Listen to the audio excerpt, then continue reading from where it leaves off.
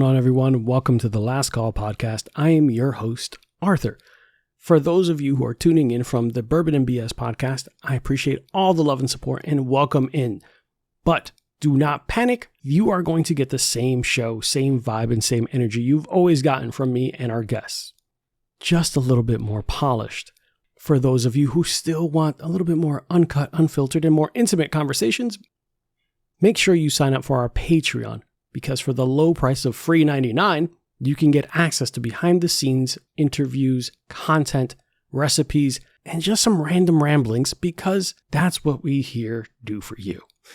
As always, guys, thank you for all the love, support. Make sure you like, subscribe, give a 5-star review, share with your friends, and if you'd like to be a part of the show, make sure you contact me at arthur@lastcallpod.com. Once again, that's arthur@lastcallpod.com. Now let's jump into it. Thanks, guys.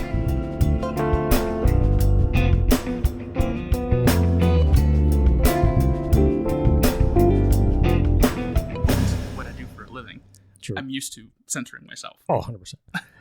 Hey guys, welcome into the show. Welcome into the Last Call podcast. I am here, your host, Arthur G. Or is this Arthur? Just call me G. Whatever you want. Either way, I'm here today with actually, this is the first time we physically meet, even though we have been in the same building probably because of your job. I'm sure multiple times, multiple times. So today I'm here with Chris Bishop. You might know some of his work as the photographer for the Midnight Tables Cabaret.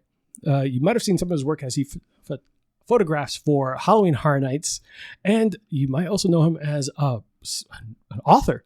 And today we're here with one of his books. But Chris, how are you today, buddy? Doing fantastic. Thanks for having me. Of course, man. Awesome. I've been trying to get you here for a couple of weeks, but I know you're a busy man. Yeah. Didn't help that I had surgery at the beginning of the summer and all that stuff too. Yeah. But like I appreciate that you took time today to come out here. Even though you were here, you were doing, what was it, a writing? Yeah, I was taking a writing class with Robbie Dorman, who's an Orlando horror author. And he does kind of like writing 101 classes. Mm. And today was his extension of that. How to edit your book, how to receive feedback, how to get beta readers, and how to do all of that stuff, which is fantastic because that's literally where I am in the process with my next book. Beta readers, huh? Mm-hmm. So people to kind of give you feedback on that, like rough draft? It's a little bit more than a rough draft. Okay. It's more, I've gone through the manuscript. Mm. I then myself have tweaked it. Mm-hmm. And now I need someone to look at it and go, tell me this makes sense. Mm.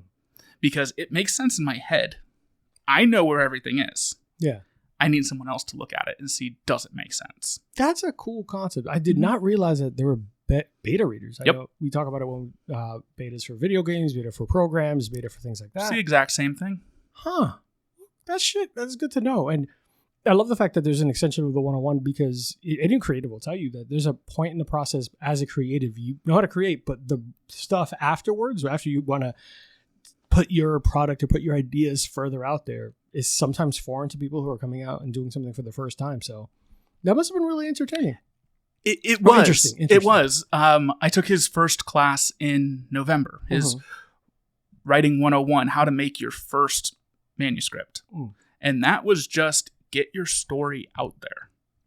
That wasn't any editing. That wasn't any publishing. That was just write your first story. So today was kind of did I do it all right? Am I on the right path? Or does he have something that he can show me that is different from what I do? Yeah. That might be easier or better. A lot of today was actually reassurance.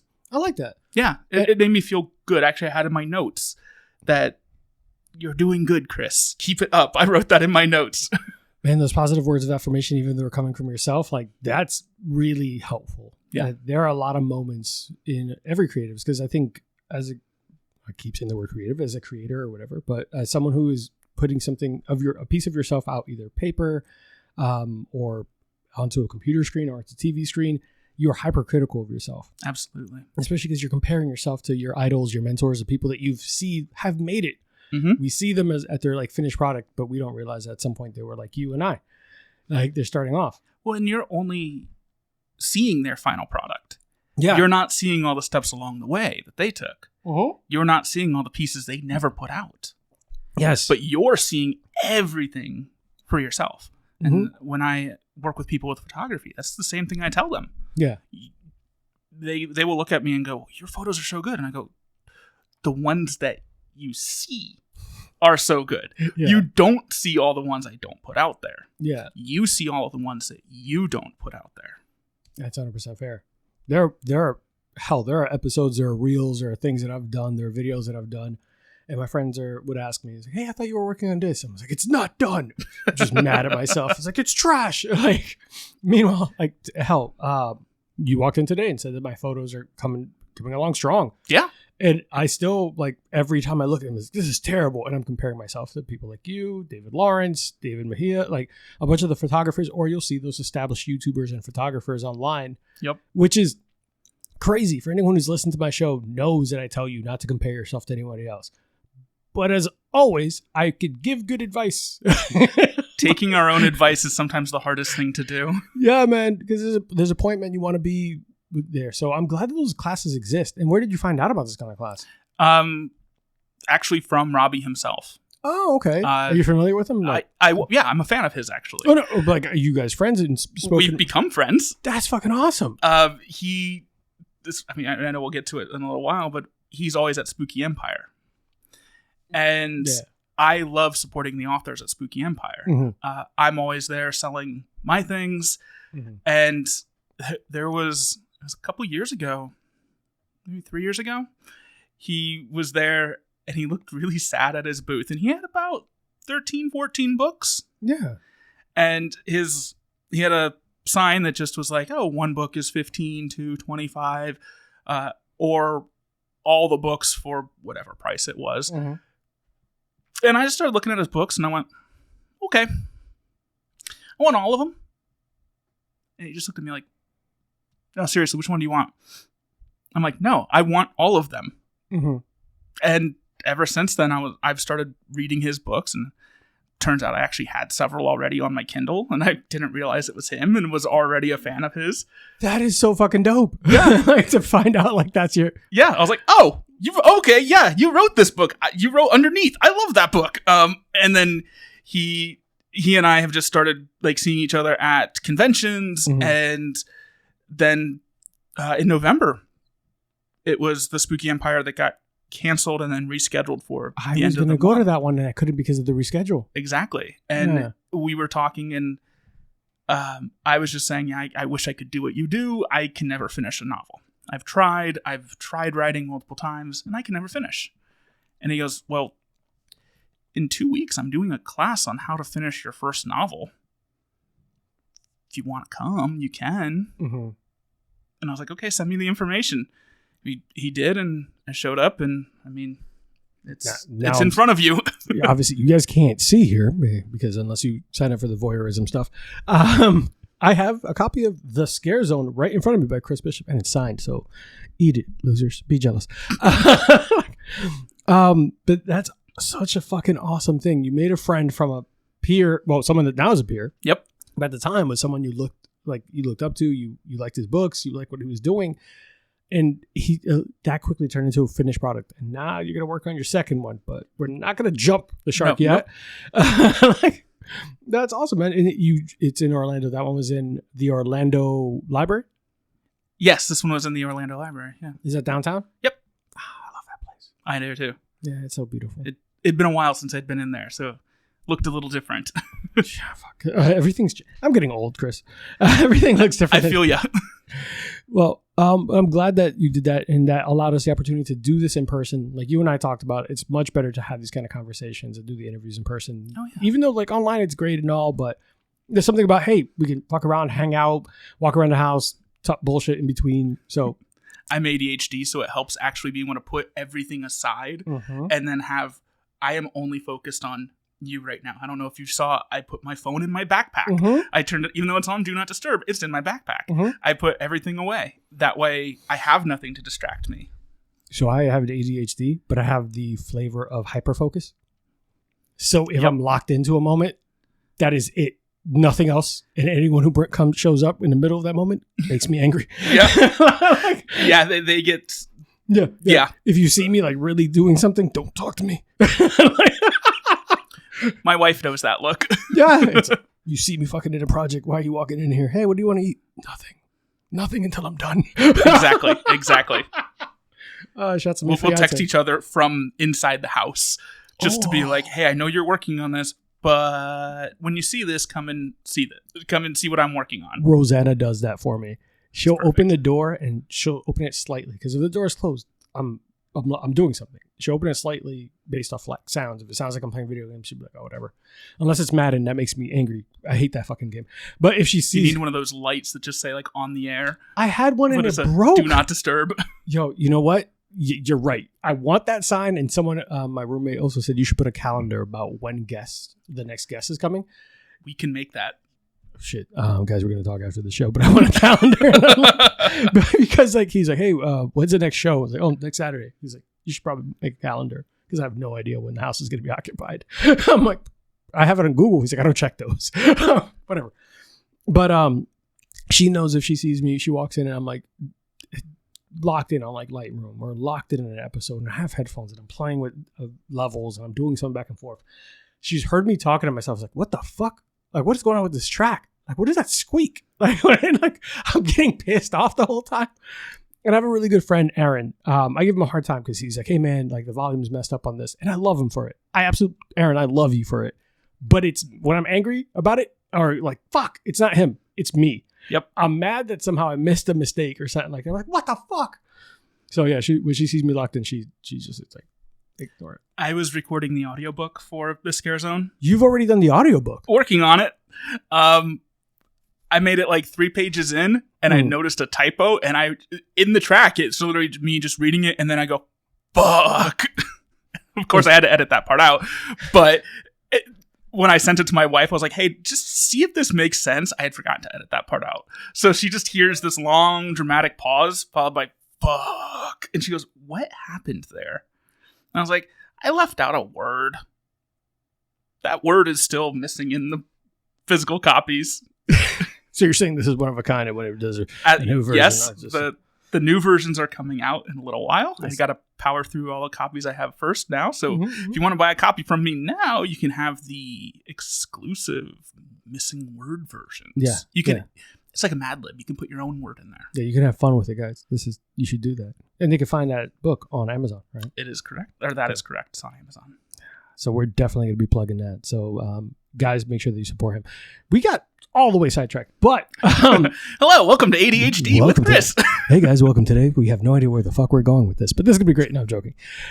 Chris, so one, shouts to Aurora for connecting us because I know that during the time so I've always admired your photography and the work there.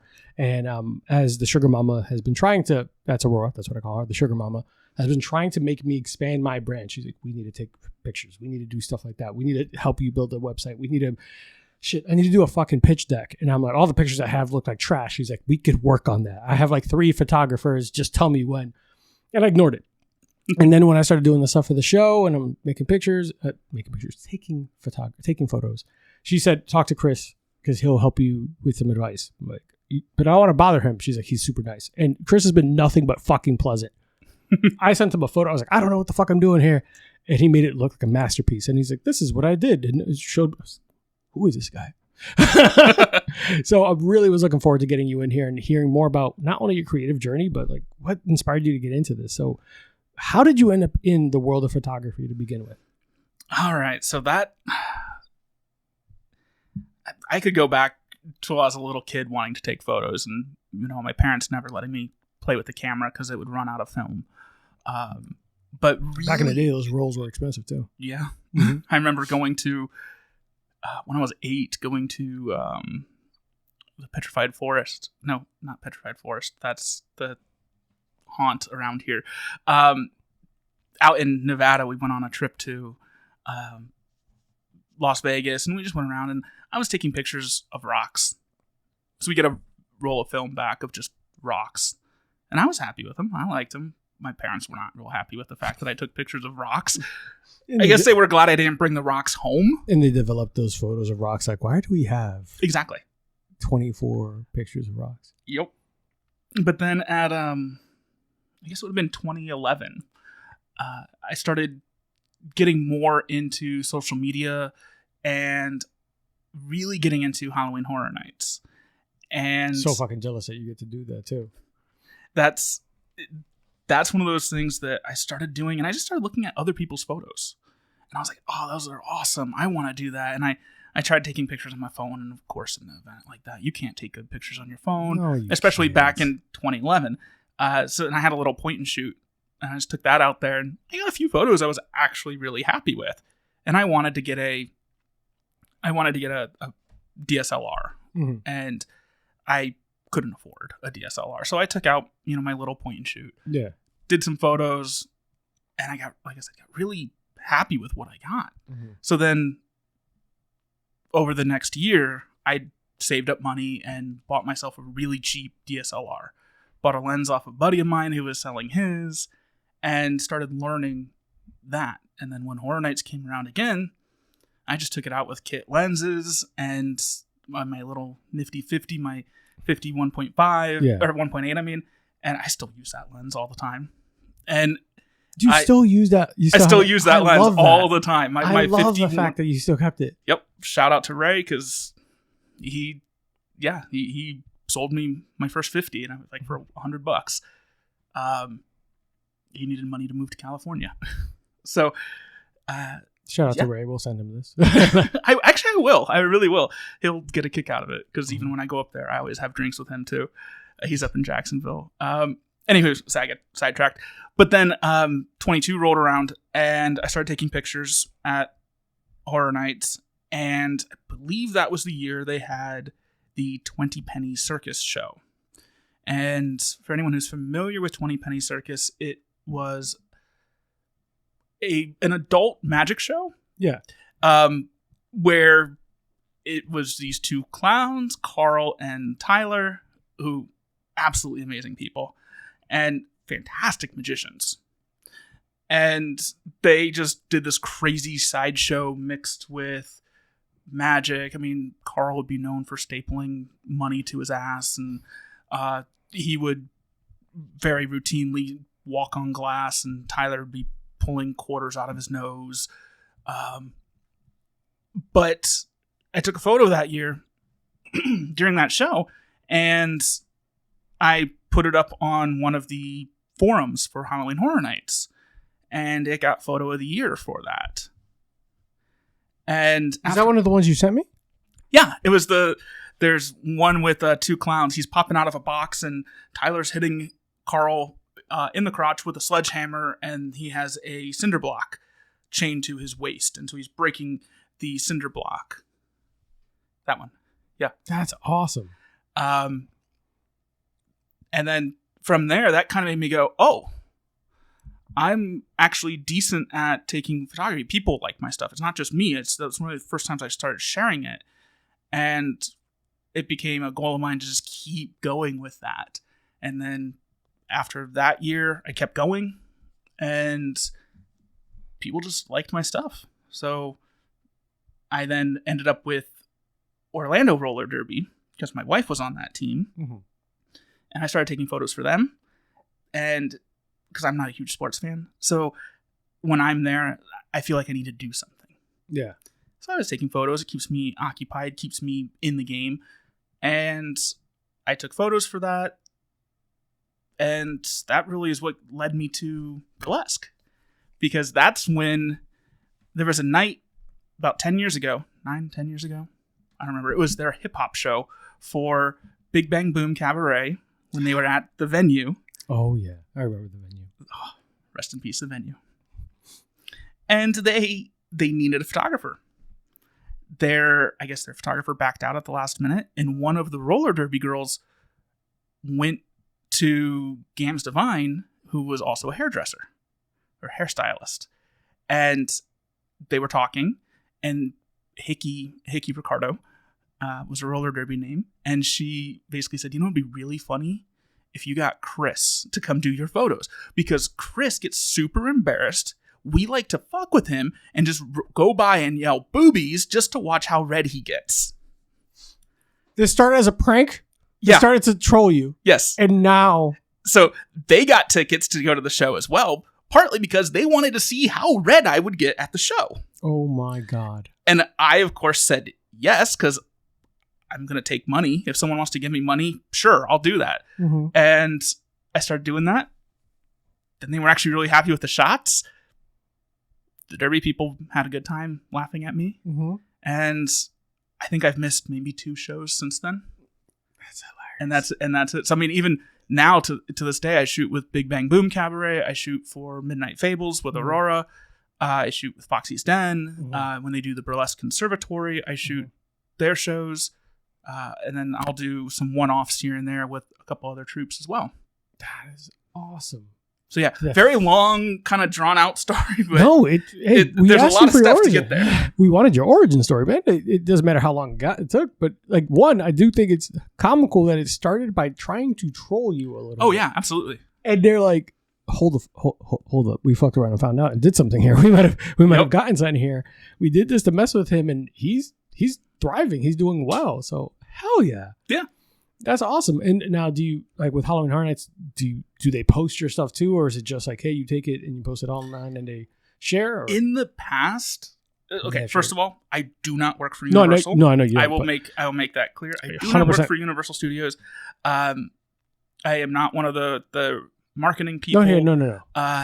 But there's something like satisfying when the company itself. Yes, and they do. They will repost or they will share my stuff. It's not been as much lately because they're relying much more on their own internal teams. Yeah. A couple years ago when they were really going off of the fan shots and really using their marketing based off of fan shots. Yeah. Mine were up there pretty frequently. Nice. It was mine. It was Matt's. Cheryl, who's Nurse Blue. There were a lot of us that were up there. And we all shot together. So even if it wasn't mine, it might be someone who shot with me that night, or I should say I was with them. Yeah, it's just always been kind of a fun thing. It's a nice, really safe place, which is very weird to consider people running around with chainsaws and quotation marks. Yeah, as a safe place. But it's really been a fantastic community, and that's been something that ever since the beginning I wanted to give back to. I've loved Horror Nights since I went in Horror Nights 14, so that would have been 2004. And I've been every year since then, and now I go multiple times a year. I think the most I went was 24 times one year. Chris, what the fuck, man? A little crazy. No, it's because you live far too, so I'm like, God damn, man. Yeah. Yeah. Over an hour drive. He doesn't live nearby. Halloween Horror Nights, but still. Yeah. No, but I do love the fact that it started like a little bit of a troll. You have you found success obviously doing it, and it's like Midnight Fables Cabaret, Big Bang Boom Cabaret, and Midnight Fables, Foxy's Den. They are really, really, how do I put this? They're massive in Orlando. They're massive in this area. So your photos are front line and center for everything. So your work is out there and it's doing great. Yep. I won one of the Watermark Awards back, I think it was like 2017, 2018. I was second place for Orlando's favorite photographer. Are you serious? Yeah. You don't even live in Orlando. No. But it was, the burlesque community and it was the derby community that nominated me. That is fucking Since I do all awesome. my work in Orlando, it fit. Yeah, I know. I'm just being funny about that. You don't even live here, and somehow you're beating the people here. So, Orlando, step your shit up. Well, that's why it was so long ago at this point. That's fair. They have stepped their shit up. Yeah, but that's awesome, and to win those awards, to be nominated by the people that support you, that's not only I'm paying you, but I want to see you succeed. Exactly. It's not even at that point, it's no longer like a employee-client type of thing. It's nothing like, it's like, hey, we love you. We want you to fucking win. Artists supporting artists. Yeah, and I love that. Yep. That's all fucking awesome. I did not know that you were nominated for that by that community. Mm-hmm. So, shouts to those who lost to him who live in Orlando. Like, I'm sorry. He won't talk to shit. I will. Because I'm the toxic. No, I'm the toxic one at this table. Don't pay me no mind. But guys, we're going to take a very quick break because my drink is empty. But for those who are wondering, we did have a classic daiquiri, but I wanted to make it with Jamaican pot still rum because it gives it a little bit of spice. It's great. Yeah. Thanks, man. I appreciate it. Yeah. No, I really actually like it. Yeah. So this is kind of considered a bartender's handshake. So it is a Jamaican pot still rum, 2 ounces. So here in Orlando, it's one of their staples. So if you go to the Courtesy, if you go to Hanson's, well, I don't know if Hanson's does it anymore, but if you go to any of these like bartenders, you say, can I get a snackery? It's meant to be a shot because it's a higher proof rum. I didn't give you the highest proof Jamaican pot still rum because you have a long drive. But it's 2 ounces of the rum, 1 ounce of simple, and 3/4 ounce of lime. Just shake that, pour it up, and drink it. It's fantastic. It's one of my favorite drinks. So I'm glad you're enjoying. Mm-hmm. And I chugged it because it's been that kind of week for me. So we will be right back after this commercial, guys. Hey guys, here at the show, we ask that you follow 3 simple rules that'll save your night and possibly your dignity. Rule number 1, don't drink and drive. Seriously, Uber exists for a reason. If you wouldn't trust yourself to build IKEA furniture after 3 bourbons, you definitely shouldn't be behind the wheel. Rule number 2, avoid Amazon one-click buy. Drunk you thinks a medieval suit of armor is a great investment. Sober you, not so much. And then try to explain to your credit card company that. And finally, rule number 3, do not text your ex. Look, they had their chance, and you deserve better. No one ever found happiness at the bottom of a 2 a.m.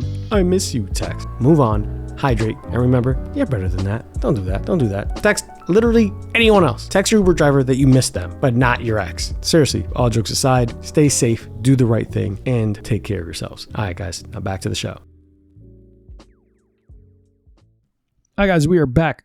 In real time, we've been gone for like an hour. I talk a lot. Well, we talk a lot. I was picking his brain about a bunch of shit. Mind your business. That's bonus features. None of it was recorded. You're not getting any of it. Guys, so we are back with Chris. I do want to ask you, because we kind of touched on it. You said that you took a bunch of pictures of rocks. Disposable, 35 millimeter, whatever. What was the first camera you got that was a professional? You said DSLR, but you didn't say the brand. Oh, it was a Nikon D3100. Oh, okay, so cool. It was like the lowest entry that they had at the time. It was the cheapest one that I could afford. Do you still have it? Yeah, of course. That's my backup to my backup. That's your but still, there has to be some kind of like sentimental connection to it too, right? I still have the kit lenses and everything, you know. The nifty 50 that has on it? It didn't even come with that. It had the 85 to 55, and then I think it had a 55 to 200. What? Yeah, but they were absolute garbage lenses. Yeah, I was about to say, my couldn't have been a great lens. They were not. They were garbage. That's why Ray was like, yeah, I'll sell you my 50. You need a prime. Yeah, bro. I had a conversation with people about like, the 70 to 200 people, because there's a group. You know, I use a 70 to 200 a lot. You have a 72 to 200? I don't have one yet. I have a 70 to 200 2.8. Oh my God. I've been looking at one of my fiance's like, we got bills, right? I was like, listen. For those who don't know, there are weights sitting in the corner of this room. You don't need those weights if you have a 70 to 200 because you're carrying the weight with you. That's very fair. I work from home, so I have to stay physically active. And in between calls, I will be like shoulder shrugs and bicep curls and all that. So apparently, I could just use a 70 to 200 lens and keep in shape.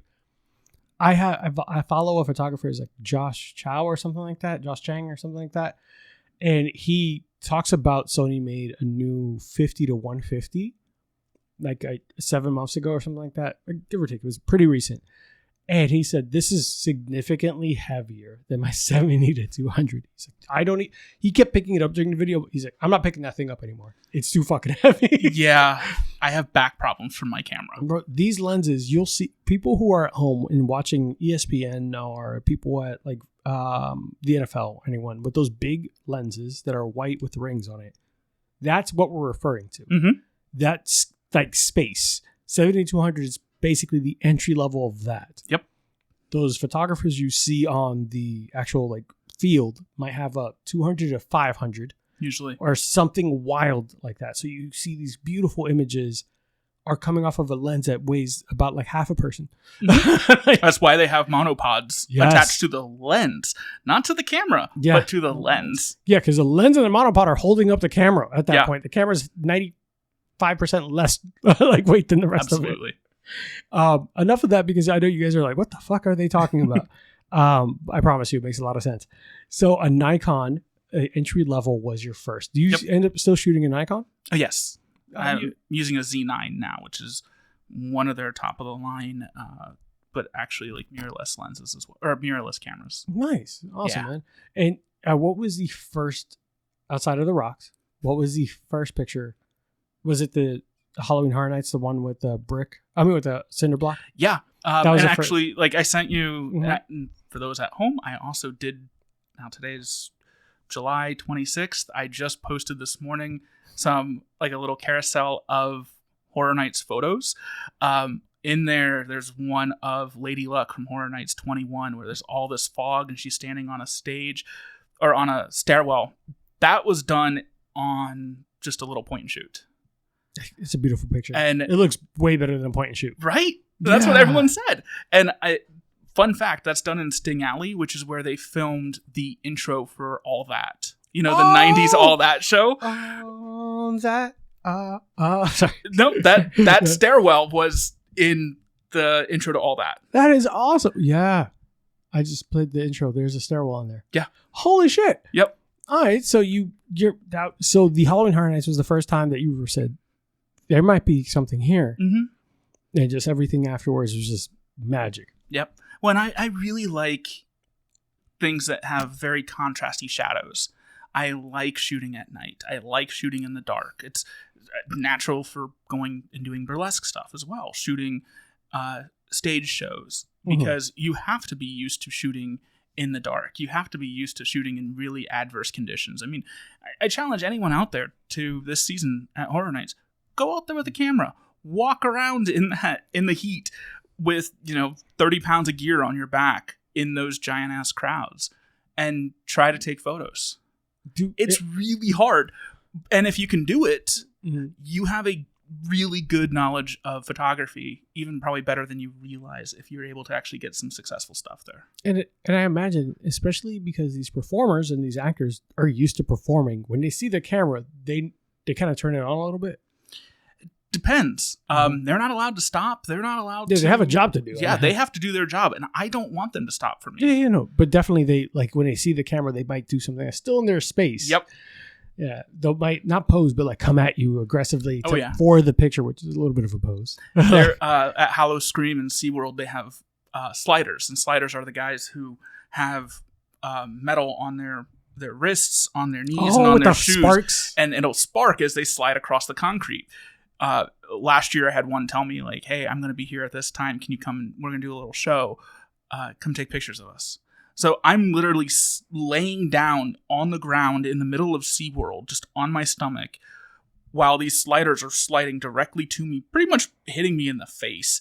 I didn't care because it was fun and I got some really cool ass shots out of it. You gotta share those with me. And my wife was really funny because she took a picture, like she stepped back. She didn't want to get hit with one of them and took a picture from back. And it's literally just me laying in the middle of SeaWorld, just like, oh yeah, this is normal. And people were walking around me thinking like, oh, this guy must really be someone. He might work here. Must work for them. I'm just like, no, I'm just taking pictures of my friends. Yeah. The joke that we made earlier about a good camera will get you past a couple of doors. Knowing how to use it gets you through. But there's an online joke about if you walk anywhere with a ladder, people just assume you work, like you're doing work. It's like, I was fucking AC. Orange vest will also do the same thing. Orange vest. You can start navigating traffic. Like, all right, guys, go where? Like, you can get the best parking spot. Use this information how you will. Yeah, I'm not advocating for fraudulent access to places, but these are the. You can also print out a press pass online. Yeah, that's actually really true. That's actually super true. I had to get a pass to go into like the Pro Bowl, and it looked printed on paper.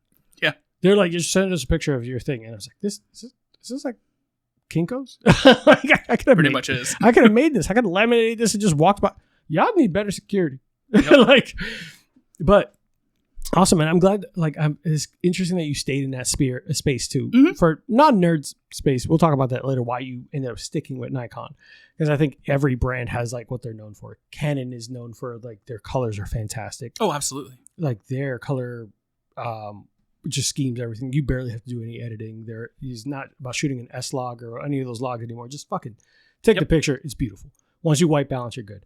Sony is known for low light. Nikon's known for like all-purpose, and I think your operating systems are much more friendly too. Yeah, and for me, it's really just it's what I started on. Yeah. So I know where everything is. I'm not one of those fanboys that will tell you, oh, Nikon's amazing and you shouldn't have Canon or you shouldn't shoot Sony. No, the Do what best you want. camera is whatever you have with you. If your phone is what you have with you, that's the best camera you can have with you at that moment. Hell, the buddy David Lawrence, he has stuff in a installation that was all shot on his cell phone. Mm-hmm. And it was part of the thing was that it's about just different perspectives without necessarily all the fancy schmancy gear. I shot an Alien Ant-Farm concert on my phone. That must have been so much fun. But yeah. That's dope. And then a year later, I went back and they were back again and I shot their concert, not on my phone. Yeah. Shot it with my actual gear. And, yeah. How was that? Oh, so much better. No, I've done a whole bunch of bands. Mm-hmm. I miss doing concert photography. I haven't done it since COVID. Yeah. That kind of changed things. Yeah, I think the dynamic is really weird, especially so after COVID. Obviously, COVID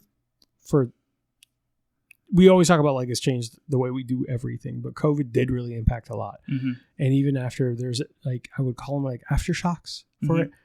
So I know a couple of years ago, they had the Travis Scott incident where people just didn't know how to act in crowds and people were going crazy and they weren't prepared for having this kind of people and this kind of things and these shows and finally a big show and people ended up losing their lives and doing all this stuff like, but in, you know, rest in peace. And that was a fucking insane thing, but just how we interact with each other, even in concerts now has had to be changed so much because you have a lot of people who just don't know how to fucking be around people. And it's, yep. I know it sounds weird. No, yeah, the fact that all I can say is, yep. Yeah, I'm sitting here shaking my head. Yeah. It was like 3 years of really limited access to human beings. And then when you start like work from home, all that stuff happened. And when you finally get around people who just don't know how to fucking be humans. So the concert photography, you can imagine also you're scared about your gear, scared about your personal space, scared about what the fuck is going to happen. Alien Ant-Farm or any kind of rock or high energy type of thing. It's also scarier. Oh yeah, no, I've shot Atreyu, I've shot Ice Nine Kills, I've shot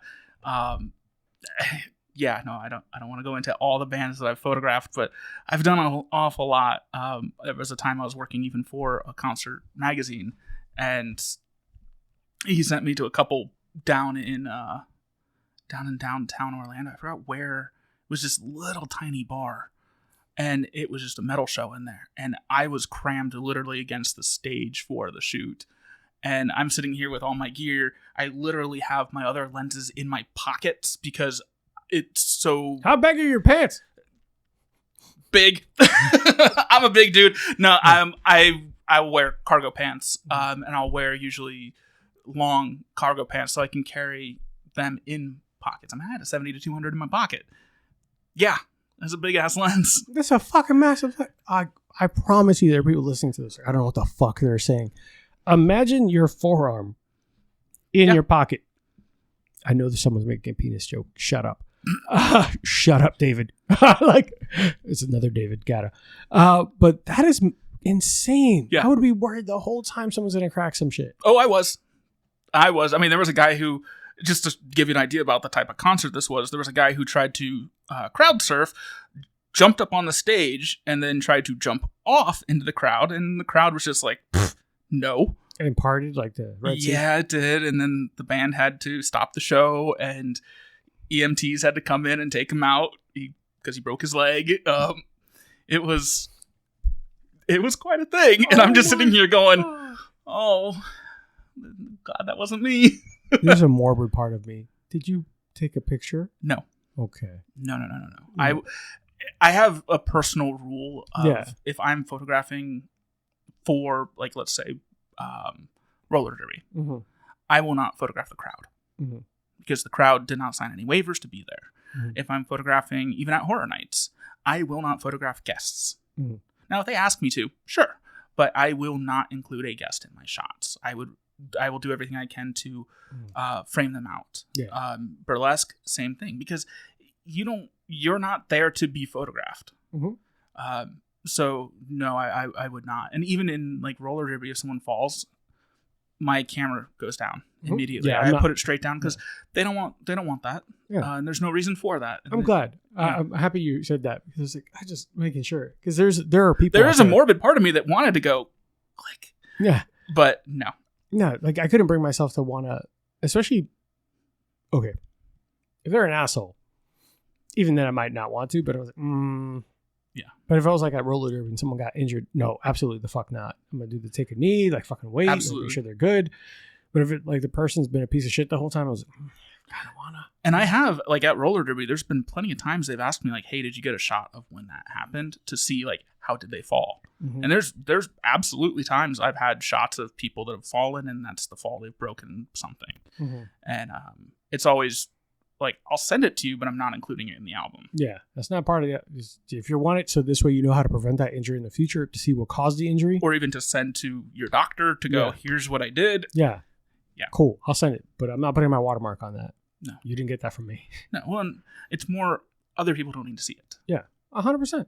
I think that's really telling. That's a really good thing of you. I think that's. I actually got, when I say got into it, I don't mean in a bad way. Mm-hmm. With the other roller derby team that I work with, which is, or the Ocala Cannibals. Well, sorry, they're not cannibals anymore. They're now just Ocala Roller Derby.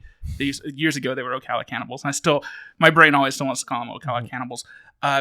But there was another photographer there that was taking crowd shots and pictures of the crowd and would try to stop the people from doing what they needed to do so he could take a photo. And he tried to take my photo, and I was like, no, stay away. I do not want my photo taken. Mm-hmm. And then I even, reached out to them about it. And I said, would you like me to write a photographer code of conduct for you? Because you like what I do. You want me to come back. Would you like this? Yeah. And they have it. They haven't done anything with it. But I think what they've done is started talking to the other people that are there with them. Yeah. To go, this is what we expect. And now at least have something to put it into words. That's fair. Because I try to keep it professional. Yeah, it's funny enough. Like when I went to the roller derby, shouts at Sriracha and her team being out there. There was a sign that's like, "Be prepared to be photographed," and blah blah. Like you might end up in a photo. I was like, "Huh, that's interesting." That they're like warning the crowd as you walk in. There might be a chance there's a picture of you somewhere after this, and it's like that's a weird way of getting consent by a vague printed out sign. I mean, that's the same way all the theme parks do it. Yeah, I know, but it's like, but it didn't. Like you're walking into like I expect it. Yeah. At a theme park, everything's under like you're being surveilled at all times. But to walk into like auditorium somewhere is like be prepared. Your photo might be taken. Blah blah. I guess that's a sporting event. That would make sense. It might end up somewhere. I don't know. Whatever. So I do have a couple questions that aren't from me, and these are going to be from the person who pays some of our bills. We answered that. What's your favorite photography accessory from Aurora? Favorite photography accessory? Well, see, I could go really, really weird and just go, my wife, because she's my assistant. That's fair. And now I'll probably get smacked when I get home. She might hit you. Because I just called her an accessory. But no, I would say right now my favorite thing to use is my 85 millimeter prime lens. That thing is fantastic. If we're going things that are not the traditional, the actual thing, I really love the Black Rapid camera straps because those are crossbody. Oh, okay. Instead of around your neck, so it just sits a little bit better. Okay. You can stay out there a little longer with something. I mean, I'll walk around Hollow Scream with just my Black Rapid camera strap on my camera, and then usually what I'll do is I'll clip from Peak Designs. They make belt clips, and then I'll take the clip and attach it to my 70-200. Okay. And literally strap my 70-200 to my belt, and then that way I can get around their no bag policy and carry my 70-200 on my belt, have an 85 on my body, and then I can have two lenses at the park. That is actually hilarious. That's actually a really smart way of doing it. Shout out to Black Hat Matt for that idea. I gotta steal some of these ideas from both of you. That was one question from Aurora. We'll get more later on. But on the same topic, is Aurora as mean to you as she is to me? Aurora pays me. Shit, she pays me too. All right, never mind. Moving on. Aurora is amazing. She has supported me so long, and no, we love her. Yeah, we absolutely love her. It's all jokes, and I promise you, Aurora, we're not talking shit about you. She knows I wouldn't. On air. On air. I'll tell you the shit to your face because I'm not afraid of you. she's gonna hit me. On the same vein though, like, so we kind of like skated on by in the beginning when we introduced you, but you went from photography to writing. You came from a writing 101. Was writing, and off air, you've shared a lot of your other creative outlets. This man is making knives, he's blacksmithing, woodworking, fucking making leather, all this random shit. Used to be a performing magician. God damn it, Christopher. Like, God, I wasn't expecting. Until I had an accident with an angle grinder. What? What was the accident with the angle grinder? Because we're not moving on now. Basically, oh, there's a massive scar. Chopped into my finger. For those at home, think hot dog, not hamburger. When we're talking buns, turned my finger into a hot dog bun with a angle grinder, and no longer can really do magic because I was smart and learned everything left-handed. I'm a right-handed person, but knowing that most of the population's right-handed, when I was doing magic, I learned everything left-handed because I know people are going to be watching the right hand. So if I do it with the opposite hand, people aren't going to be watching that hand. Yeah. So I don't have the full muscle memory and the dexterity back. I stopped playing guitar because of the same thing. I can't do bar chords. I can't do some of those things. Did you just randomly also drop in that you're a musician? I'm a musician. I like that. Would that be a magician that plays magical music? No, or a magician that does music at the same time while he's doing tricks? Like Dimitri Martin when he does playing all the different musical instruments while also performing comedy? Yeah. Magic. Yeah. We're on a thing here, guys. Don't worry about it. This episode, you should have also been high or something before you got here because we're on a tangent. So you do music. Yep. Or did before. You almost lost a fucking finger. Yep. To an angle grinder. Yep.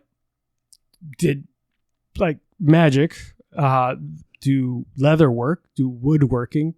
You're a blacksmith, photographer, and an author. Mm-hmm.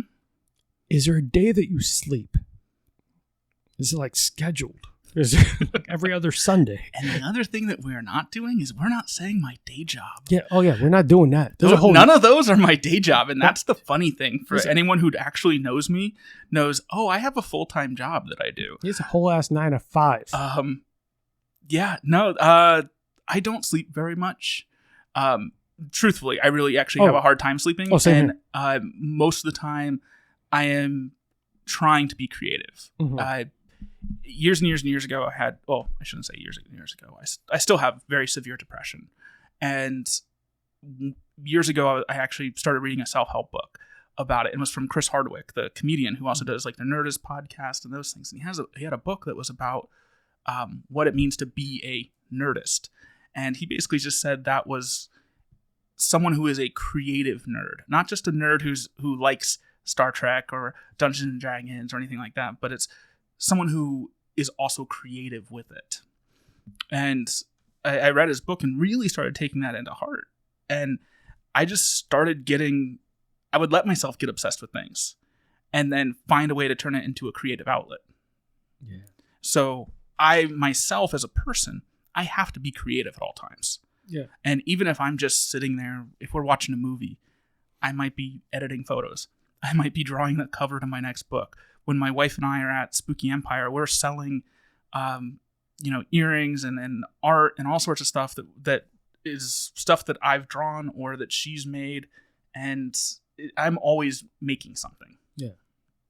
I love that. I had a conversation with my fiance that very plainly, if I chose a different 9 to 5, which I was fully in that path to do that, I would have made significantly more money, all that. But I told her, and we talked about it, I was like, there's also part of me that feels like I would die inside. And love of my life, I have to tell her these things. I was like, look, I could do it. I'll do it because I could suck it the fuck up. But then I'll sleep even less because I refuse to let the creative side of me die. Whether it's writing, reading, doing something creative, something fun, something where I can create something. Because if not, all I'm doing is working really hard to make someone else rich and never really feeling like fulfilled. So to your same point, I don't sleep much because when there's I forget what the name of the term, what the term is, but you refuse to go to bed because I refuse to work my ass off to make someone else's pockets richer, but never work on my own passions. Exactly. So like, yeah, I'm willing to stay up till 2 a.m. and be tired during my 9 to 5. And they could get 70% of me as opposed to me getting 70% of me, which is a really weird thing to like live like, right? Like, but it makes sense because you need to do what's fulfilling to you. Yeah. And the 9 to 5 is there to pay the bills. The 9 to 5 is there to live. Mm-hmm. And if you're just spending all of your time working on being able to live, what's the point of life then? Yeah.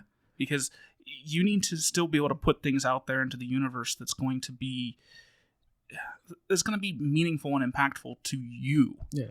And if it can be meaningful and impactful to others, even better. Yeah. There's that phrase, it's don't be so consumed trying to make a living that you forget to live. Mm-hmm. And I'm like, screw you. Like, no, it's exactly right. Because it's 100% agreed. And at least my background, poor mom, all this stuff, like you're so consumed, like you have to make as much money as possible. You have to do as much as you can. And as you get older and you're chasing this infinite treadmill of like, I need to make money, I need to do this thing, you end up realizing like, I'm only going through the motions and unhappy. Mm-hmm. And this is not a hate. Money isn't going to make me happy. Money absolutely will make me happy because it'll pay for the fucking fun things I'm doing. Yep. Yeah. No one here is saying, I'm not fighting that money can't buy happiness. Yes, it can, because it could buy me a fucking Sony FX6, or it could pay for me to go travel with my fiance. Exactly. Yes. Not saying any of those things before someone's like, oh, this is not that kind of podcast. I'm very aware that money will pay for the happiness. Yep. And what I'm saying is that part of me will never be satisfied unless I do the creative sides. Exactly. Unless I get to do the creative, fun creations and do the I will randomly bake, even the cocktail things we do. It's like, yeah, I get to create something and have fun with it. It's like, I get to experiment with this and cloves and blah, blah, blah, and this random simple syrup that I should not be making because I'm not a bartender. And then it ends up turning out great. Whatever. Enough of that. You learn from your failures too. Yeah. So anything that doesn't work, you learn actually more from than what does work. 1,000,000%. But it led you into writing. Was writing something you were pursuing from the beginning or fell into it? I have always been a good storyteller. Okay. I have always enjoyed telling stories and being a person to just find the fun in something. I've for years and years even just said kind of my philosophy on life is live whatever way gives you a good story later on. This is why I called my buddy up during a hurricane years ago when I was in high school, and I was like, I'm bored. You want to teach me how to surf? He goes, there's a hurricane out there. I was like, you want to teach me to surf? Did he teach you to surf? I did. Yeah, I went and learned to surf in a hurricane, and yeah, it was really stupid, but that's what you do when you're in high school. Chris. but it's live the way that gives you a good story. Like, I had a motorcycle license. I drove a Kawasaki Ninja for years. I don't anymore because I'm older now and it hurts to do things like that. But I've always been a decent storyteller, and I always have weird kind of stories going on in my head. And years ago, when I was in therapy, I was talking about the nightmares I chronically have. We're talking 4 or 5 nights a week having nightmares. That's why I don't sleep a lot. And my therapist was like, you should write these down. So I started writing them down, and they were like, they're like, these are actually like really messed up, but also fairly entertaining. Yeah.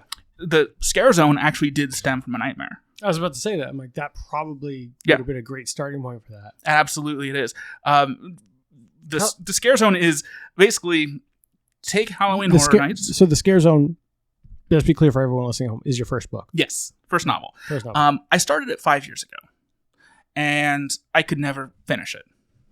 So you took that class? Yeah. And it's basically take an event like Halloween Horror Nights, but I didn't want to use Halloween Horror Nights because copyright infringement, and didn't want Universal to come after me. Mm-hmm. So I made my own theme park. Mm-hmm. But then it gets overrun by these monsters that I've called the Anglers. Because my nightmare was I was at Halloween Horror Nights, and I don't know why, but there were incredibly flamboyantly dressed vampires, but dressed like pirates. Oh. We're talking like the Errol... Captain Jack Sparrow type of vampire. More the Errol Flynn 1950s Treasure Island. Really? Pirates. But they were vampires. But the weird thing about them is that they did not talk.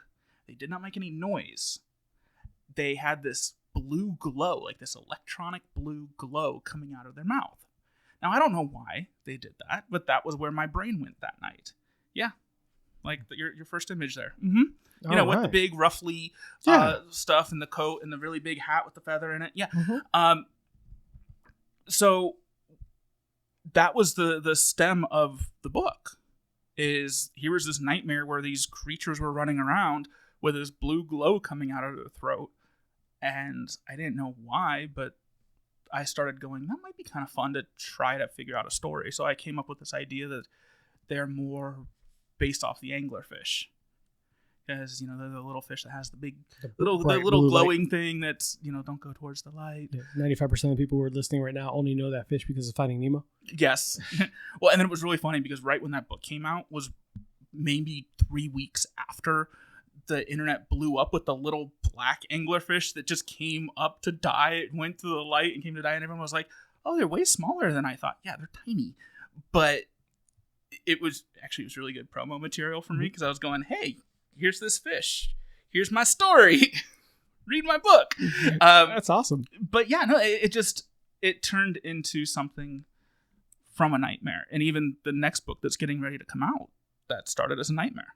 What's the name of that new one for everyone at home? Bloodstains on the Bayou Stage. That, I think, is a dope.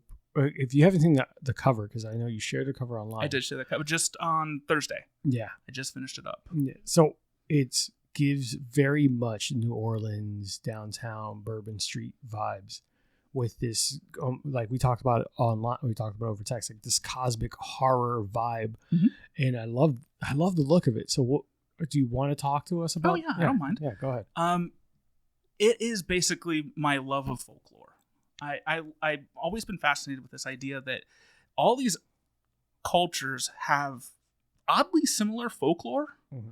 And how is it all connected? Because somehow it should be connected. Mm-hmm. Why do all these cultures have a Bigfoot folklore? Mm-hmm. You've got a Yeti, you've got Abominable Snowman. You have Sasquatch, you have in Florida Swamp Cabbage Man. What's that? The Swamp Ape? Yep.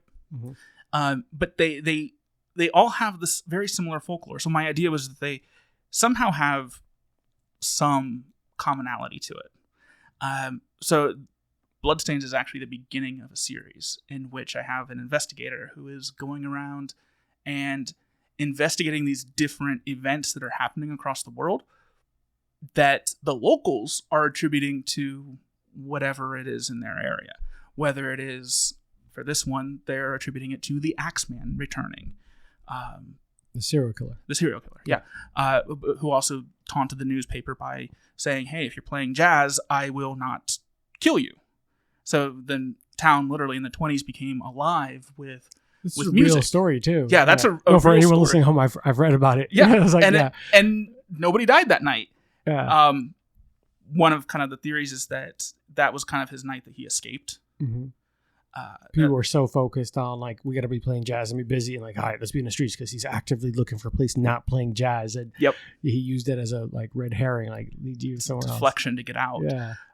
But it toys with voodoo and hoodoo and the differences between the two of those, but it also brings in a cosmic horror element, and that's the route I'm going for. The tie between all of these different folklores across the world is that they have this sort of cosmic horror element. I don't mind telling people the next book that I'm going with is my detective is going out to Arizona. Yeah. And he is going to be investigating the Red Ghost. Now, I will tell you off air what the Red Ghost is. Yeah. But anyone on it, or anyone here, just go look it up. It's a really weird story. Mm-hmm. But he's going to investigate that. And of course, it's not going to actually be the Red Ghost, because the Red Ghost was real. Oh, we'll talk off air.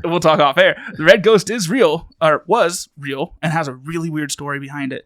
Another day, we can always talk about that too on air if you want. Oh, I can come back when it's getting ready to release. But that book is already planned out. as soon as Bloodstains comes out, I am going ahead and starting to write that, because that is going to be the sequel to Bloodstains. I have the first 6 or 7 books in the works in this series. That's actually 6 or 7? Yeah. Because it's meant to be like a Monster of the Week style. No, I love where that. It's because different. You're playing on the folklores that already exist and all that. And there's so many options, right? Yep. So you can tell a story from every region, everything like that. That's exactly what I'm doing. Yeah, that's fucking brilliant. And it gives you like an infinite amount, because there's so much more folklore than we even touch about on a regular basis. Yeah, people know about the Mothman and the like Chupacabra and all those regular ones, but there are things that people don't know about at all. Yep. And it was funny because I was telling this to a friend of mine, and she was like, "Have you ever seen Supernatural?" I'm like, "No." She goes, "You've never seen Supernatural?" I was like, "No, I've never seen it." She goes, "You need to watch it. This sounds an awful lot like it." And I started watching it over the summer, and we got maybe done with the first season. I looked at my wife and I just went, "Fuck," because it felt like this is too close to what I've been doing. So actually, when I was editing, I had to change some things in it just to divert it enough from Supernatural. But it does follow like that early Monster of the Week vibe, and that's what I want to do, because those books are fun, or those shows are fun, and to be fair, there's not a single super 100% original, never been done idea in the world. No. So even the fact that you're talking about folklore, that's from something. So don't worry too much about, does it sound like Dean and Sam? Dean and Sam, I forget. My friend John is listening to this right now, shouting at me because he's a massive Supernatural fan. Sammy and Dean and all of them, Castiel and all that. But yeah, so I want to read more of that I want to read it when it comes out. And if you ever get like into like La Llorona and all that stuff, and whatever I could do to be a part of that, you tell me. I'll tell you off air, because book 5 or 6 is going down to Mexico. Oh, that would be so fucking nice. And I'll just say it's going to be a double header. Okay, I'm about it. I like it. I love the idea. All right, back to Aurora question, because it's going to be around the same vein about your writing, because I think that this is like using night terrors and taking something that's scary and a lot of people would shy away from, and using that as a creative outlet. Now it kind of takes the power back from it. That's exactly it. Yeah. My brain created that. Yeah. So why not take something and make it into something that is not as scary to me? Yeah. And does that help a little bit with the dreams? A little bit, because now I go, oh, that was terrifying. And write it down. Let me write it down, because I can turn that into a book. That's so fucking dope. So when Aurora was going to ask what drew you to start writing, we touched on that. So she got ahead of this. Look at us. And did anyone inspire your characters? The latest book that is coming out is inspired by one of your dear friends. So I'll start with Scare Zone. If you are a fan of Halloween Horror Nights, there's a lot of very familiar faces in Scare Zone. Okay. My main character is literally based off of a good friend of mine in the parks. And she's a good friend of mine who comes over to game nights. We went to her wedding. If you follow me on social media, at Spooky Empire, she was even there, and I got to have her hold up a picture or hold up the book with her. I thought that was pretty cool. And with the next book, I mentioned with photography, 20 Penny Circus. The clown in the middle, Carl Skeens, is no longer with us. And in the next book, in Bloodstains, Carl is my detective. Now, he's Carl Edwards in my book, but he is absolutely based off of Carl Skeens. Sorry for your loss, man. He was a fantastic magician. I will not say he and I were super close. I respected him for his work. He had such a wealth of knowledge, and he was just a great guy and a fantastic performer, someone I really looked up to. And when I started writing this, I had a different character as my main character, and I started bringing in some aspects of magic into it. The original working title was Do You Believe in Magic? And I started writing this character, and I was like, this sounds too much like Carl. And so then I reached out to Carl's sister, And I said, can I do this? Mm-hmm. I do not want to do this without your permission. Mm-hmm. She gave me the go-ahead. And so now it's kind of been a nice way to remember him, and almost in a way... Pay homage, but almost in a way bring him back a little bit. You know, I think of the movie Coco, where the whole Remember Me song plays super prevalent in that, and how you never really die until you're forgotten by everybody. Yeah. This is a way to ensure he doesn't die. It's a way to ensure he's remembered. Shit. That's heavy. I did not know that. So she dropped that. Fucking Aurora. That's what we meant when we said mean. Actually, I did text her that we were talking shit about her. And she said, of course you are. I was like, no, we're playing. All sweet things, I hope. It was like, we're talking about how mean you are. She said, I push you both to greatness. If that she does. Means sue me. It's like, fair. We both praise you. She's like, love ya. We? What? Lots of animated GIFs. Yes, she's hilarious. But I think that's beautiful that you got to do that for your friend, and that, you know, the family was on board, and I'm sure that they're going to be excited, especially because of how many books it's going to be. Mm-hmm. And that was something I told them right away is, yes, it is a horror novel. No, he will not die. Because this is a series, and he is going to be my main character throughout the series. Yeah. So going into it, you know, we're not going to bad things are going to happen, but he'll be fine. Yeah. It's your character, you know, going into a Superman movie, Superman's going to live. Yeah. You know, bad things are going to happen to him because that's what makes it entertaining, but he's going to live. Yeah. Same thing with these.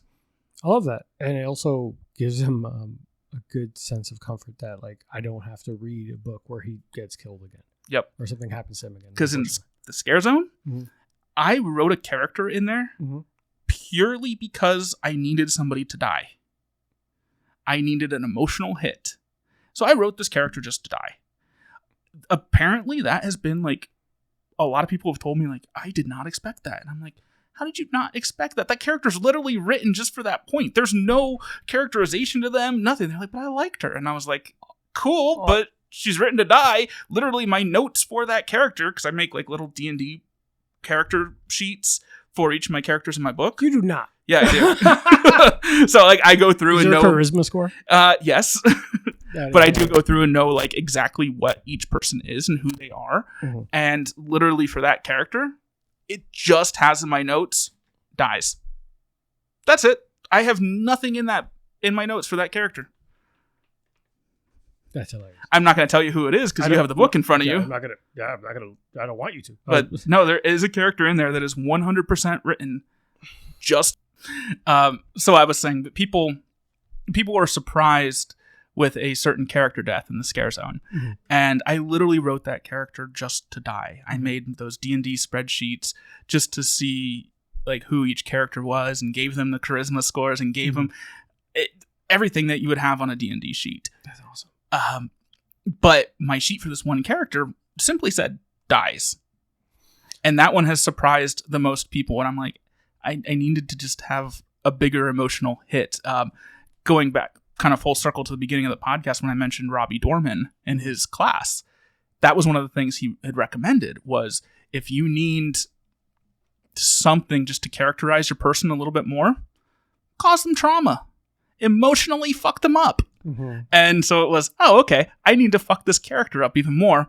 Let's give them a friend that's going to die. That's fair. So, yeah. It's funny that in not too much to like side quest this comment, but as people with ADHD, we also pick up patterns really quick. So there are moments where I'll watch a movie and all that, and I'm like, I've identified who you wrote. And like early on, I'm like, aw. And my fiance's like, what? I was like, that person's probably going to die. She's like, why would you say that? Like that person, I was like, because he's too likable. Yeah, exactly. You're not supposed to, the likable person should never make it out of this. Or they're just there to be like the sage-like wisdom for the main character. Because you're supposed to follow someone with a problem. Yeah. The person who seems like everything is great, that's not who you're following. No, because if everything seems great, it's not on the inside. Yeah. That person's usually going to get killed off because you're going to feel bad about the good person dying, and that should change the character development of the other person. And she's like, shut up. Like her and my roommate have told me, I need you to stop telling us about the movie before we get there. Just don't, because we don't pick up on those things and you ruin it. I'm like, fine. In the next book, I got feedback from one of my beta readers and was saying like, oh, I didn't like that you did this. And I was like, oh, you didn't like that? That was the tame version, because originally I made that death so much worse. So bad, I made myself cry writing it because it was so You knew bad. you were writing it. I knew I was writing it, and I made myself cry, and I was sad and depressed and absolutely went down a depression spiral because of how bad I made that. And I was like, okay, that's too much. Back it up. Goddamn, Chris. Yeah. You're hurting your own feelings in your writing. Yeah. Well, fuck. It involved a teddy bear and a child. Today's not that day, Chris. No. We will not do that today. No, it's not in the book. Good. Shouldn't. Stop it. Mwahaha. All right. So the national. So we talked about the 6 books, and I'm looking forward to the one in Mexico. I'm not Mexican, for those at home. I'm Dominican, but Hispanic folklore, to your point, has a lot of like similarities. Yes. And we'll see a lot of like those stories share similar veins. So similar to American folklore, Hispanic folklore has like the Wailing Woman in one or different variations. And I love the La Llorona story. Yeah. And that, to me, like, my wife was even like, are you going to do that one? And I was like, no, it's too well known. Yeah. So you have to do an offshoot or so something. I want to do something slightly different, something a little less known. We'll talk about that later. Yes. We're not ruining that book for everybody else. No, that's years down the road for me. Years, man. We got to get to it. I got to be involved in this one. But it felt like did it feel like a natural progression from storytelling? You said it felt like natural because you're a storyteller already. As a creative with photography, you're telling a story. Did that feel like that one and the same could obviously scare zone got no, absolutely. It's even when I'm taking photos, I'm telling a story. Mm-hmm. My photos are kind of known for that. Yeah, that's on me. There's I don't like doing portraiture. Yeah. I don't like doing studio stuff because it's too... when I say basic, I do not mean it's a basic art. There is an art to it. Oh, 100%. I just don't see the story there as much. That's why I love shooting events and photographing events, because I like to photograph things that are happening at that moment. Mm-hmm. And then people can kind of feel the motion in that. Or if I'm photographing a stage show, they can figure out where that person is at that time or remember that piece of that act. And it brings that story back to them. Mm-hmm. Whereas other types of photography, you don't get that nearly as much. Like if you're photographing a rock, you're not going to get that. Yeah. But you will get that with event photography, or I absolutely adore doing long exposure photography. Or the moving lights and everything. Moving lights or getting like the Milky Way. That's always kind of like my I saw that recent image you posted too. Yep. That's my favorite thing to try to 7A200?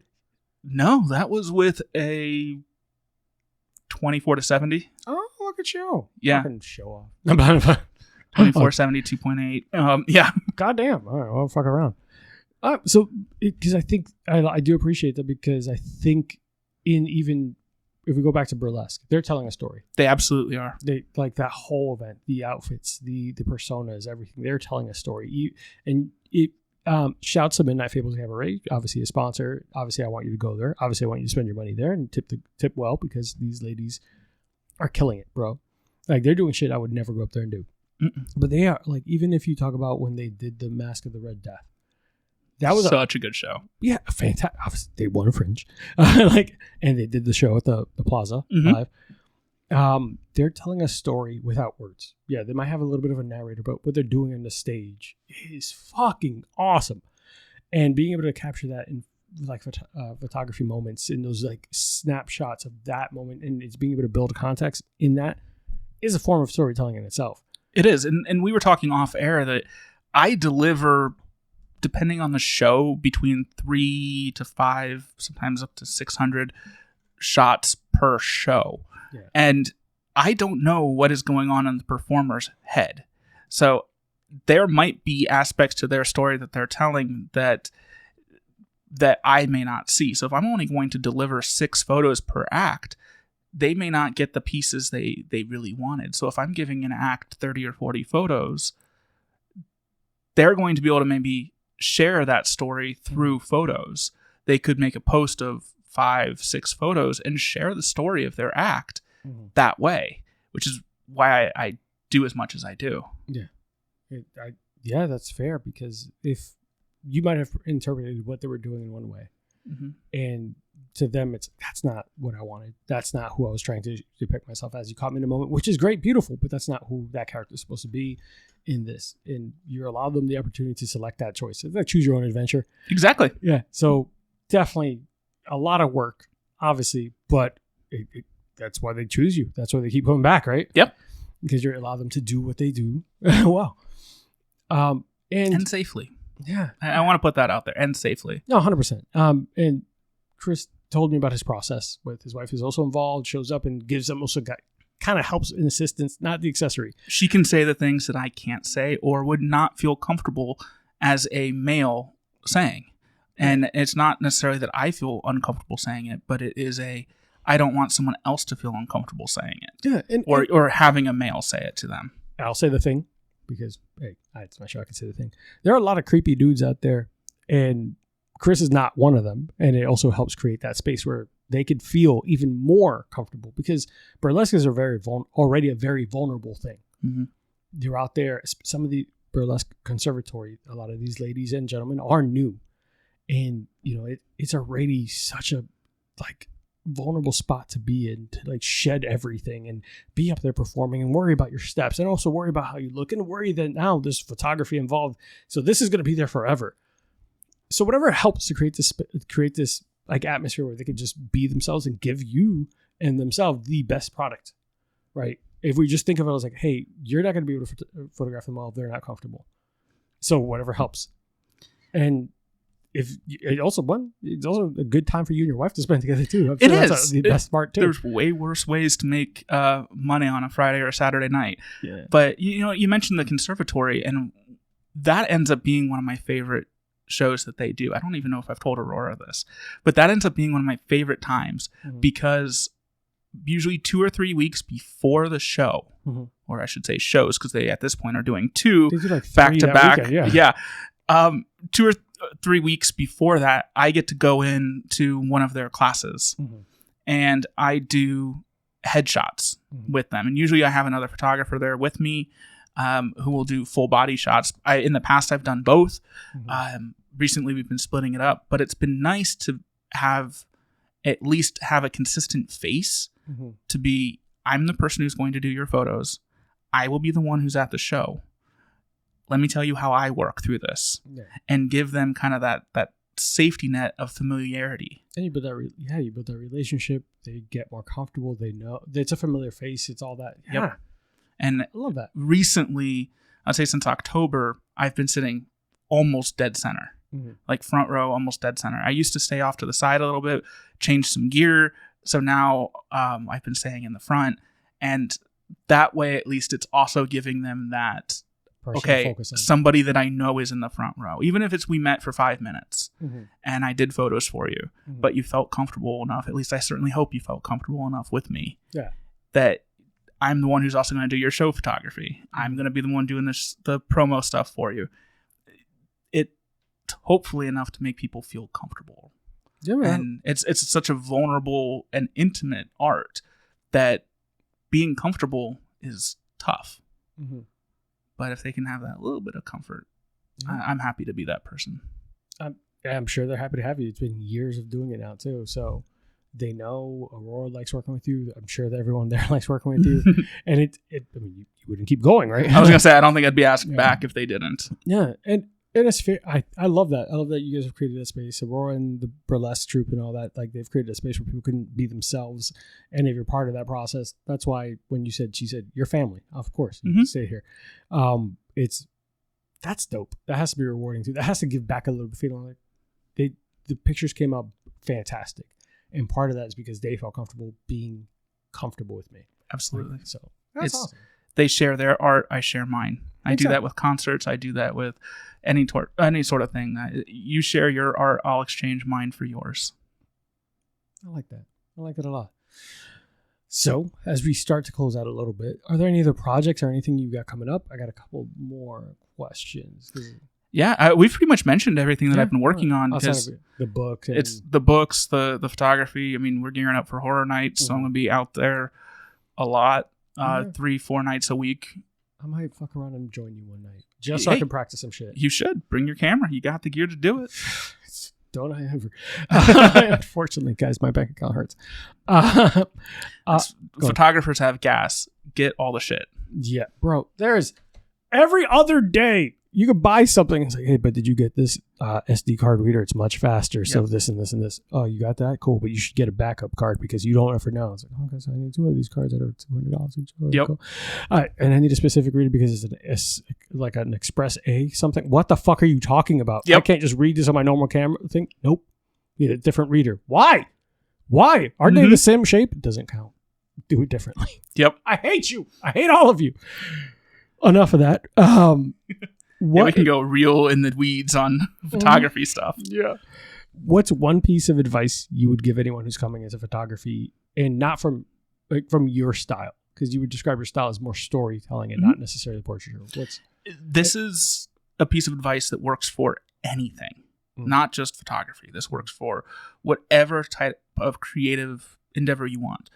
Just do the damn thing. Just do it. Practice. Know that you're going to fail. Know that it's not going to work. And just do it. Get out there and practice. Because the more you practice, the more you do it, the better you'll be. Learn from those around you. If you're going to be that type of person, I definitely am that way, where I'll look up videos online of how to do things. Pick and choose a couple people you like at the beginning. Don't just Google how to do XYZ. Find a creator that you like. If it's photography, find a creator you like and copy their work. Go out there. If you see them doing something cool, go to try and do that. Figure it out. Learn how to do it. Or contact them and ask, how do they do it? And they'll tell you. A good amount of them will. If they won't tell you, then that tells you more about them as a person than as an artist. Yeah. And I know that in some of these creatives also like, hey, if you want to sign up for my seminars and stuff like that, but a lot of them are very receptive to like, hey, I'll answer a question or two. Yeah. And if their side hustle or part of their business is that they sell teaching you how to do this, it's almost always at an insanely reasonable price. It's like, hey, like for $30, I send you everything of my gear, the actual f-stops, all the steps, everything I do, what I would recommend, what I think is an essential, what I think is a fucking blow. You don't need that. Don't fucking need any of that. And you'll be part of a forum where you could ask all these questions directly to me and I'll answer them. Yep. For $30 for like probably 15 years of knowledge and experience. Yeah. It's a very fair and reasonable price. Oh yeah. And I very regularly, when I'm at the parks, I'll post like, hey, I'm here night, 15 for the year. But there's been so many times where I've just had other photographers come up to me and be like, hey, how did you get that photo? I'm like, all right, here, come on. Let's go over to that zone. I'll show you exactly where I stood. I'll show you my camera settings and I'll help you get it. Yeah. Or I'll help you get as close to it as you can. Or, hey, you want to just go do a photo walk and just go walk around and take photos. I've done that so many times for so many different people. I love doing that because I do. Shit, you kind of did that with me. Yeah. For like 2 of my images. At my heart, I want people to succeed at what they do. Yeah. I want to help people do what they do and feel that success in achieving something new. Because if we don't do that and we keep our knowledge to ourselves, then what are we doing? There's no point to it. And, kind of going back to the magician side, I'm the type of person that will tell you how I do a trick. I have no problem telling you how I do a trick because you know what? If I want the art to continue, someone has to share it. Yeah. So I have no problem sharing my knowledge with other people.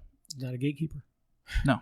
And gatekeeping feels very much like an archaic way of doing things. Like, because back in the day, there wasn't enough of a consumer for your product.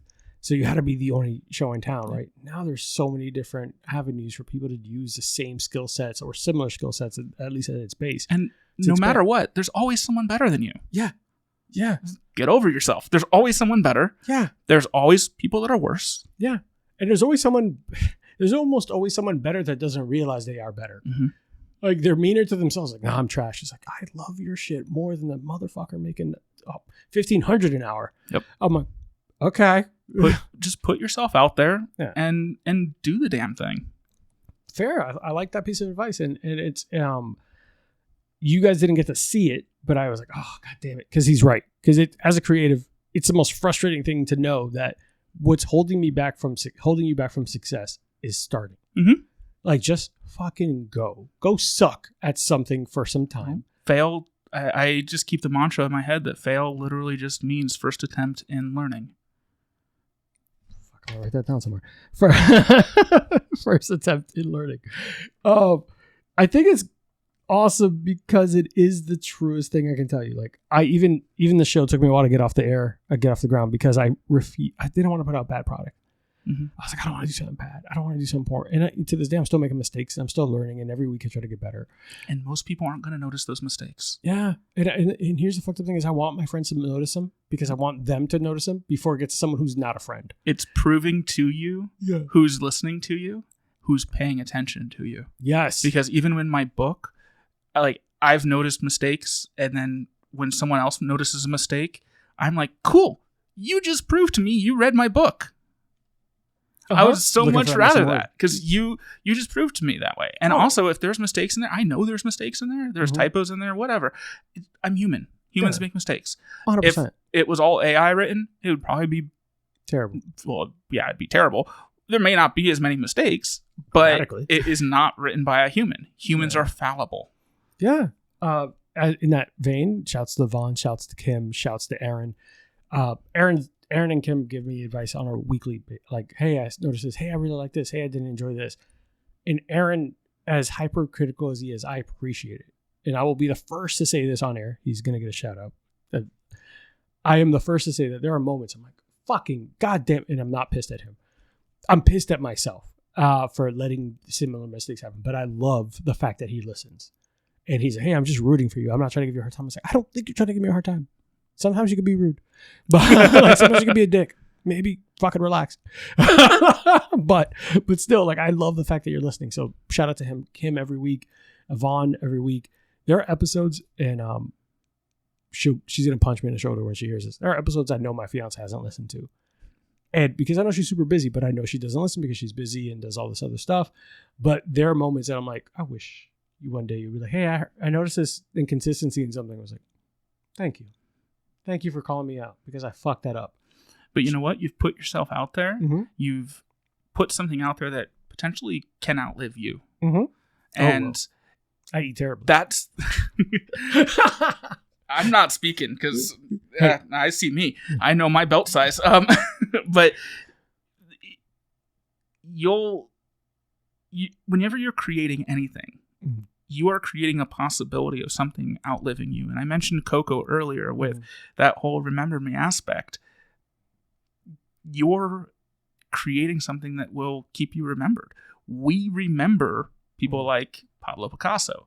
We remember people like George Washington. We remember people, Genghis Khan. We remember the people that went and did something different. We remember people that did something weird. We remember the people that created something. Yeah.